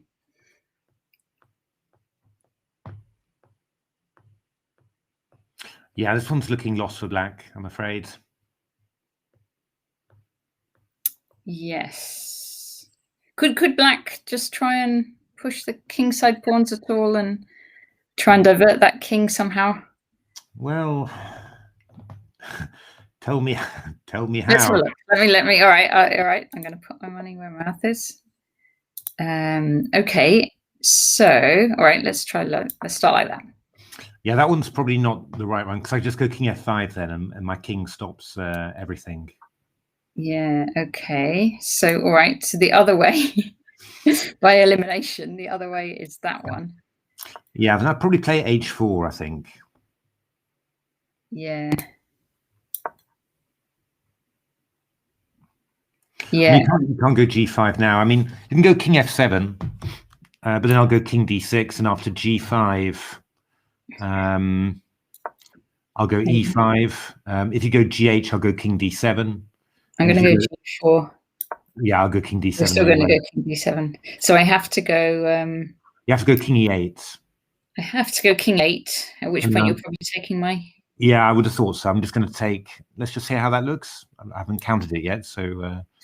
G6, H3, G7. Oh, good lord, it's not as clear as you might think. Oh no, I'll go E6. I'll go E6. Sorry, I'll just go E6. You're going to go here. Yeah, I'm threatening G7 now. So I have to go here. Well, yeah, then I go G7. Oh, but it doesn't work. If you go King F8, I go E7. So yeah, so this is. I think this is just completely lost. Always, okay. Yeah. Always trickier and closer than you think, but I think it is completely lost. Okay, Jacob Estmelon has in fact won. So that was the board 4. So so if board 2 loses, that would make it 1-1. Let's check in again. Let's check in again quickly on board 1, which at the top there, Sach B6. Oh, lower. Down there. Yes, Sasha. Oh, good lord, what has happened here?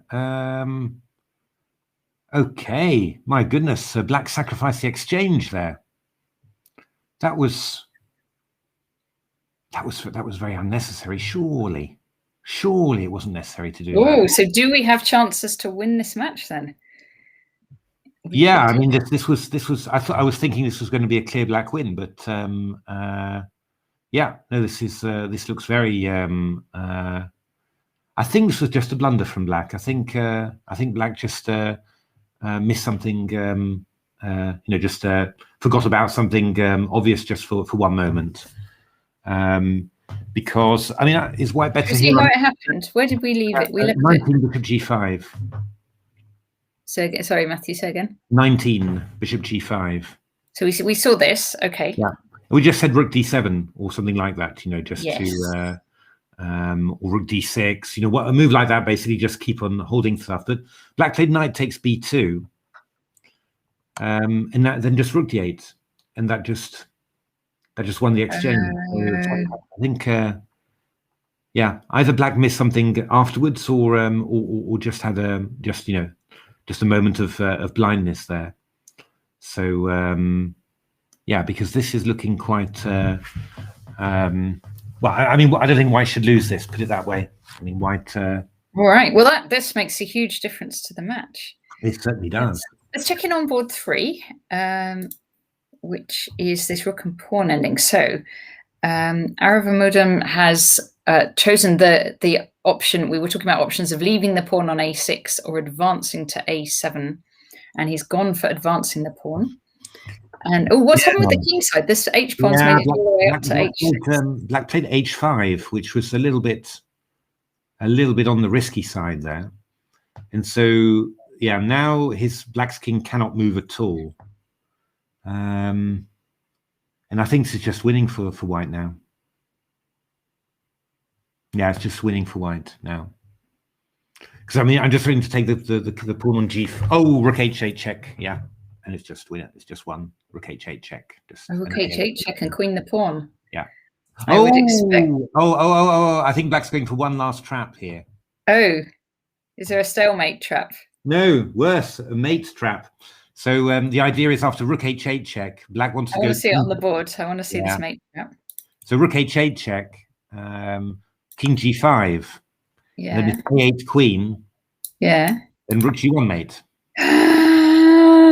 That is evil. Yeah, but we can go h4 check. We can go h4 instead of a8 queen. We go h4. Oh, good grief! What a threat! So we go here, check first of all. Yeah. So takes. And then a8 queen. Then we queen. Then they go here, but we've got an escape square now. Well, we've got several, indeed. Yeah, we could take the h pawn. Or go to. We've got all sorts of escape squares now. Okay, so UK Chess Bomber won't fall for this. That's my prediction. Yeah, so I think it's suddenly looking very good for the UK team there, because yes, all the borderline things have seemed to have turned England's way. All right, so let's see board 5 as well, because that one was looking in our favour. So let's just check that one. That was Fearless Raven, wasn't it? Or oh, is that yes, you remember better than me. Fearless Raven. Did we have a look at that, Fearless Raven? Let's see. Yeah. So white with the exchange up, and indeed still the exchange up. Okay, and very sensibly creating a pass pawn on the queen side. Yeah, we go b4 here. It's always going to be enough. Okay, so this is looking very promising now for England. Incredibly so, yes. All right. Oh, that's. I'm going to check back in then on Julia Tassad against Secret Superstar, because this one, Secret Superstar, is now a little bit low on time. Okay, it should still just be a draw. I mean, there's not very much happening here at all.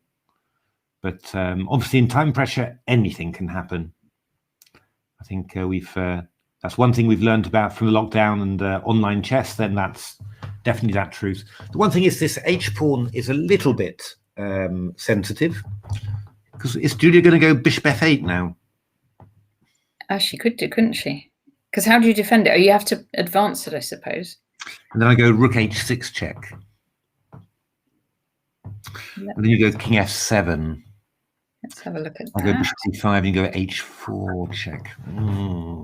Okay, so we're looking at this. Yeah, this is probably still fine for black, because after bishop somewhere, you go h4 check. We have to go back. Yeah. I mean, it's not 100% clear, but I think that's probably... we don't do this, though, because look, there's a... Yes, no, I was going to say, yeah. Yeah, and the rook goes. You'd have so to that's go back, what we don't do. Yeah, you'd have to go back to h2, but your rook's short of squares anyway, so I don't think that's the right way. But what we could do is go, instead of allowing h4, we could just go h4 ourselves here, maybe. Just right here? No, maybe after bishop f8 first. So bishop f8 here, and then just h4. Yeah, and try and get, two pass pawns. Not completely crazy. I mean, it should always be drawn, but yeah. I mean, if you want to try and confuse the opponent in time trouble, then you've got a few possibilities there. So if black goes for this one, yeah, that's probably the best one actually. But I can.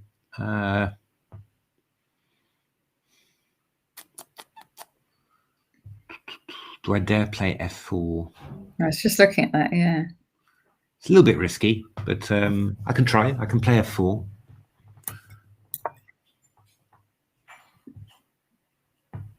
I don't know. I mean, I could get in bishop c5 and then e4.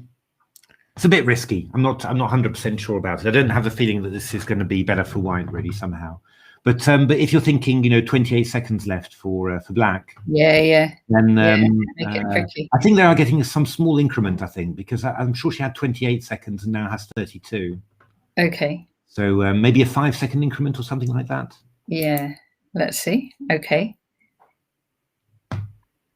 I just went rook a7 there.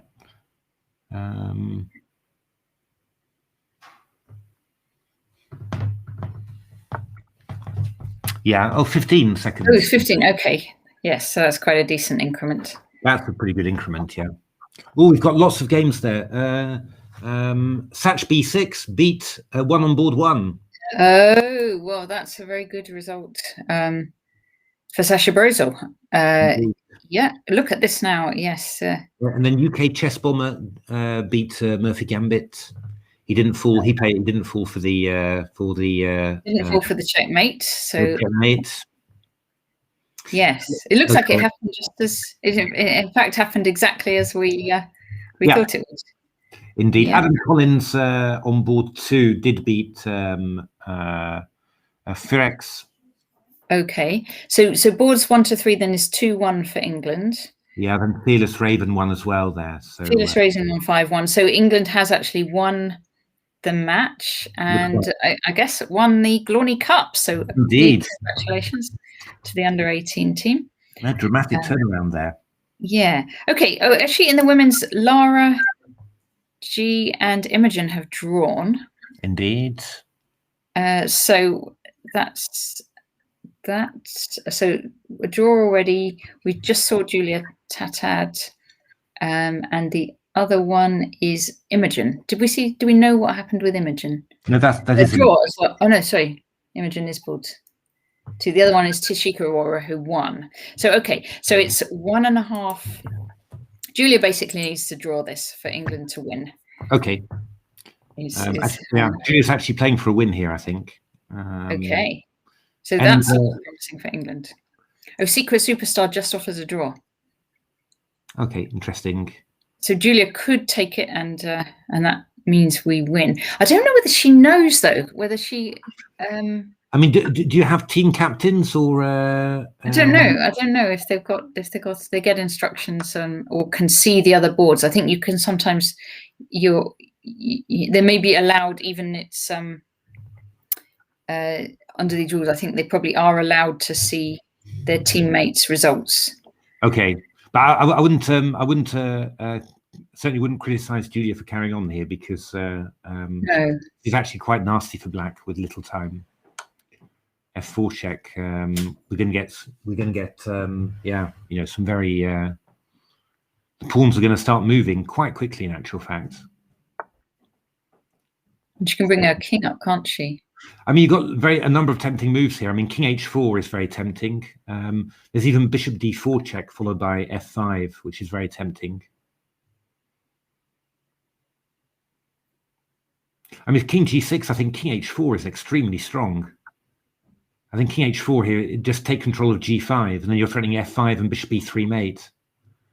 So that's slightly less good, really. But because you'll go King G5, Rook G7 check, King H6, and you're just that's gonna slightly annoy the.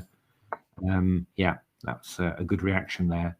Oh, but yeah, Rook H7 is maybe quite strong here. Threatening Bishop E3 check and Rook H6. Okay, yeah. I think black's in real trouble here. Black's in all sorts of difficulties here. I mean, Bishop E3 check, King F6. Straight away, you couldn't you? Bishop E3 check, King F6, King F4 maybe is even stronger. Actually, I'm just going to play E5 mate. That's just winning. It's just it's all winning. Let's have a look. So this is the line here, here, here, and if black, I don't know, moves the bishop or something, then we've got this. Or Bishop D4. Mate. Yeah, or Bishop D4. I mean, there's multiple ways of mating. So, yeah, I think it's over in actual fact and principle. So, yeah, one just needs to keep a nerve and just calculate. Just keep on calculating a couple of variations, and it's yeah. Okay, I'm just going to quickly flick to this other game that's still going. And this is Edison Zhu against Kevin Vendkassen. Rook and pawn ending. That H pawn's looking dangerous. It's a biggie. It's a biggie. I mean, C4. I think you're going to take on D3, I guess, and then you should just move your G pawn up, really. Yeah. And just to support that H pawn, and then that should really, yeah, you know, that should just be enough, really. It's oh no, Julia didn't play the best way there. Okay, let's see. But she's still going to win. I mean, King H4 now, and then Bishop E3. Actually, I'm being nitpicky here because what Julia did was perfectly good. So no. It does look quite convincing, doesn't it? No criticism there. No, it wasn't the win that I thought, but this is very convincing. So yeah, absolutely well played.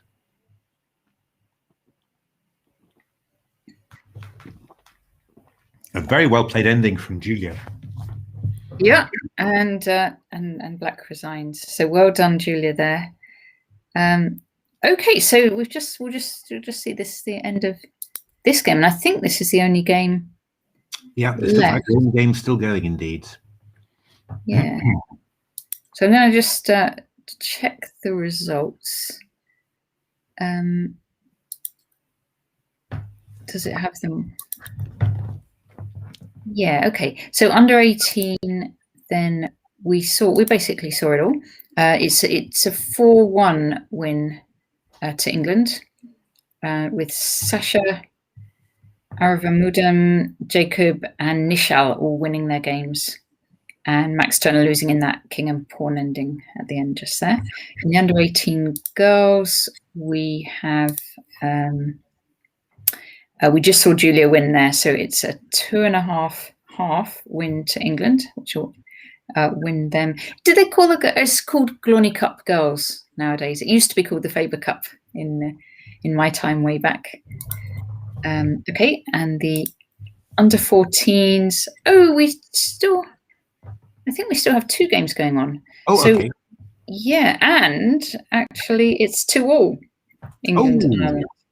Okay, actually, so this could still be, if Ireland win this, I think England would still win on board points, but I'm not 100% sure. So Ireland is definitely winning. It's definitely winning this game. That's absolutely true. Ireland is. Oh gosh. So actually, okay. And the other game. Let me see if I can find the other game for us. So the other game is board 4, Ghost the Casper. But Ghost the Casper 1. Ghost the Casper 1. Okay, so that's just yes, there we go. This is Ghost the Casper, and so that's an England win. So actually, this one is to draw the match. So England should still win overall. Okay. It's been close, hasn't it? My goodness! Wow. Yeah, and under 12s, England won 4-2. So Jude lost that one, which was looking tricky. Harry Zheng won. Theo lost the one, and that was looking tricky as well, wasn't it? And Kenneth Hobson, we saw won. Soham Kumar and Elise Dyson all won their games. Okay, so just this last game going on, and it's looking like this will be a check, Queen C5, and then Queen B5. Whatever you do, Queen B5. Yeah, excellent. Yeah, and that's going to be enough.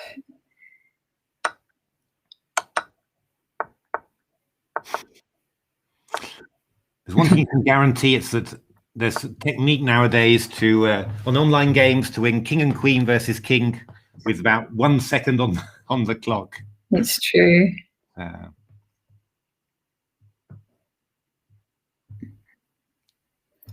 All right. So a big congratulations to England actually for these this last round. They've won in all the sections except for the so they've won the trophy, I think, in all sections, and the last round match was a draw in the under 14s and a win everywhere else.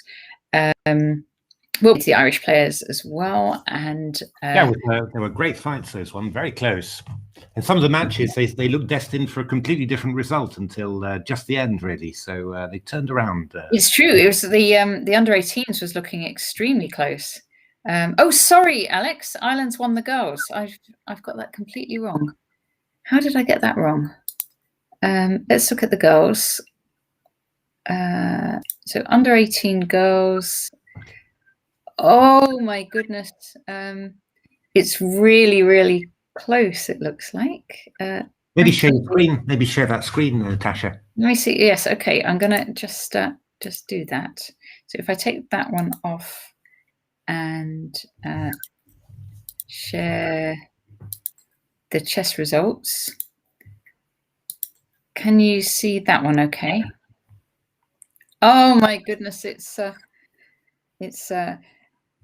equal in match points, but in terms of tiebreak, the Irish team had 14 game points and the English team 13.5 game points. Ah. Yeah, so a 2.5 win wasn't good enough. It needed to be 3-0 in that last round. But I think well played to both teams. Indeed. Anyway, and thanks for pointing that out, Alex. Sorry, I hadn't realised it was a 3-0 win that was needed. I knew England needed to win. I hadn't quite realised the goal difference that was needed there. All right, thanks to well played all teams. Thanks everyone who played. Thanks to everyone who watched, and thank you to the organisers, including Alex there, who's on the chat. And it's been a lovely event. And thank you all for watching.